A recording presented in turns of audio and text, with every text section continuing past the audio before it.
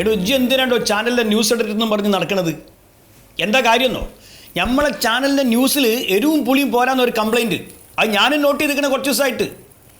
എടോ അത്യാവശ്യം ഇക്കിളിപ്പെടുത്തുന്ന വാർത്തകളൊക്കെ ഉണ്ടെങ്കിൽ ആൾക്കാർ ചാനൽ കാണുള്ളൂ, ഇല്ലെങ്കിൽ ആരും കാണൂല, പൂട്ടിക്കാളൂ. അത്യാവശ്യം എരിവും അത്യാവശ്യം പുളിയും അതൊക്കെ വാർത്തയിൽ വേണമൊക്കെ ഒന്ന് ശ്രദ്ധിച്ചോണ്ടി. ആൾക്കാർ മുഴുവൻ നമ്മളെയാണ് വിളിച്ച് ചീത്ത പറയുന്നത്. ശമ്പളം മേടിക്കുന്നുണ്ടെങ്കിൽ അതിനനുസരിച്ചുള്ള പണിയെടുക്കണം. ശരി എന്നല്ല എന്തേ ഇരിക്കും. നമസ്കാരം സാർ. നമസ്കാരം. എൻ്റെ പേര് സത്യശീലൻ. ഞാൻ നിങ്ങളുടെ ഈ ചാനലിൽ സ്ഥിരമായിട്ട് കാണുന്ന ഒരാളാണ്. സ്ഥിരമായിട്ട് കാണലുണ്ടോ? കണ്ണ് ഫ്യൂസായി പോകടോ. കണ്ണ് മാത്രമല്ല സാറേ, എൻ്റെ കയ്യിലെ പൈസയും പോയി. ഭാര്യയുടെ കെട്ടുതാലി അടക്കപ്പോൾ പോയിട്ടിരിക്കുകയാണ് ഞാൻ. നമ്മളെ ചാനൽ കണ്ടിട്ടോ? എങ്ങനെയത്? നിങ്ങളുടെ ചാനലിൽ ജ്യോതിഷ പരിപാടി ഉണ്ടല്ലോ, ആലത്തൂർ ശീതളിനെ അവതരിപ്പിക്കുന്ന, അതില് ടി.വിയിൽ കാണിച്ചു സാറേ, ഈ ധനാഗമയന്ത്രം വാങ്ങി കഴുത്തിലിട്ട് കഴിഞ്ഞാൽ എല്ലാ ഐശ്വര്യവും ഉണ്ടാവും, സമ്പത്തും ഉണ്ടാവും. 8,000 ഉറുപ്പിക കൊടുത്ത് വാങ്ങിയതാണ് സാറേ ഇത്. ഭാര്യയുടെ കെട്ടുതാലി പണയം വെച്ചിട്ട് ഇപ്പൊ ഒന്നുമില്ല. അല്ല എന്താ ഉണ്ടായതെന്തേ? ഇതെന്താ ഉള്ള ഐശ്വര്യം കൂടി പോവാണ്. എന്റെ ജോലി പോയിപ്പോ ജപ്തിയൊക്കെയാണ് വരുന്നത്. ഇതൊക്കെ കൗത്തു തൂക്കിട്ട് എടുക്കണം. നിങ്ങൾക്ക് എന്താ പിരാന്താണ്? അങ്ങോട്ട് തരി നോക്കട്ടെ. ഓരോരോ സാധനങ്ങൾ അത് കാണാനൊക്കെ റങ്കുണ്ട് കേട്ടോ. കാഴ്ചക്ക് മാത്രമേ ഉള്ളൂ, അത് ആളുകളെ പറ്റിക്കാണ്. അപ്പൊ ഇതുകൊണ്ട് നിങ്ങൾക്ക് ഒരു ഉപകാരം ഉണ്ടായില്ല എന്നാ പറയണത്? ഉപകാരമല്ല സാർ, എല്ലാ ഐശ്വര്യം പോവാ ചെയ്തത്. എന്തൊരു കഥയാണ്. ഒറ്റ മിനിറ്റ്. ഹലോ, മൊയ്തു സാറാണ്.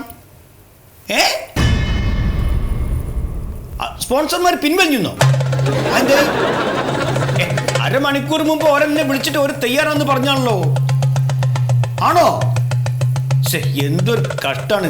ലക്ഷങ്ങളുടെ നഷ്ടമാണല്ലോ ഇപ്പൊ ചാനൽ ഉണ്ടാവുക. വെച്ചോ ഇത് കൈമില് വെച്ചപ്പോ തന്നെ ഞമ്മക്ക് നഷ്ടം വന്നിട്ടല്ലേ നിങ്ങള്?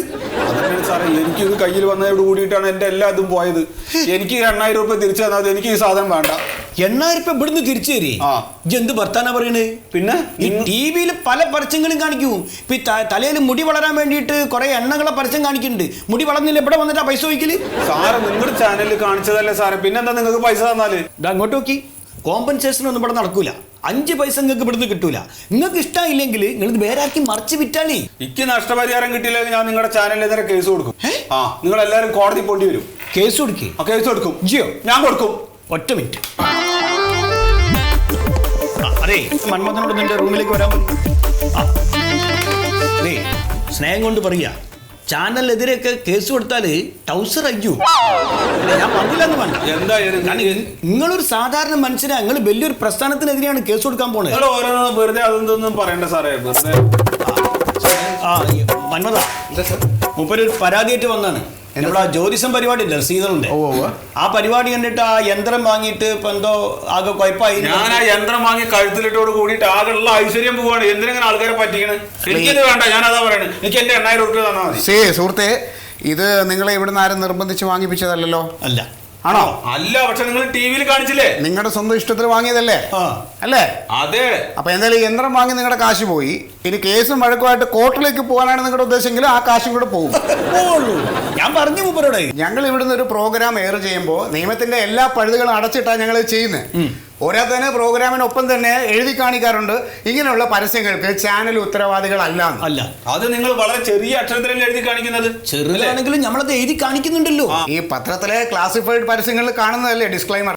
ഞാനൊരു കാര്യം ചോദിക്കട്ടെ സാറേ, ഈ തട്ടിപ്പ് പരസ്യങ്ങളിൽ വഞ്ചിക്കപ്പെടാതിരിക്കാൻ അപ്പൊ ഈ സാധാരണ പ്രേക്ഷകന് ഒരു നിയമമില്ലേ? നിയമമൊക്കെ ഉണ്ട്, അത് പറഞ്ഞു കൊടുക്കും Manmatha. Magic remedies objectionable advertisement act എന്ന് പറയുന്ന ആക്ട് ഉണ്ട്. ആരോടാ ഇതൊക്കെ പറയണേ? ജാക്കിന്റെ റെമഡീസ് ഒക്കെ, അതായത് ഈ തട്ടിപ്പ് പരസ്യങ്ങൾ തടയാനായിട്ടുള്ളതാ എന്ന് പറഞ്ഞിട്ട് ഇപ്പൊ ടിവിയിലും പത്രത്തിലും ഒക്കെ പരസ്യങ്ങൾ കാണിക്കാതിരിക്കുന്നുണ്ടോ? ഇല്ലല്ലോ. ഒരു കാര്യം കൂടി ഞാൻ പറയാം. നിങ്ങളിപ്പോ കേസ് കൊടുത്താൽ നിങ്ങൾക്കെതിരെ ബാധിക്കാൻ വരുന്ന ആൾ ഈ മന്മഥൻ സാറാ. ഇല്ലാത്ത നിയമം ഉണ്ട് എന്ന് പറഞ്ഞിട്ട് കോടതി ഇളക്കി മറിച്ച ആളാ. അതിനൊക്കെ മെനക്കെടണം നിങ്ങൾ. ഈ ശീതള സാറിനെ കാണാൻ പറ്റുമോ? ഏത് ശീതള സാറ്? ഈ ജ്യോതിഷം പറയുന്ന മൂപ്പർ ഇപ്പൊ ഷൂട്ടിങ്ങിലാ. സാർ അദ്ദേഹം കേസിന് പോട്ടു സാർ, ഞാൻ ഹാൻഡിൽ ചെയ്തോളാം. വേണ്ട മന്മഥ, എന്താ പറഞ്ഞ, അയാൾ ഒരു സാധാരണക്കാരാണ്. ടൗസർ അഴിഞ്ഞു പോയി അയാളുടെ.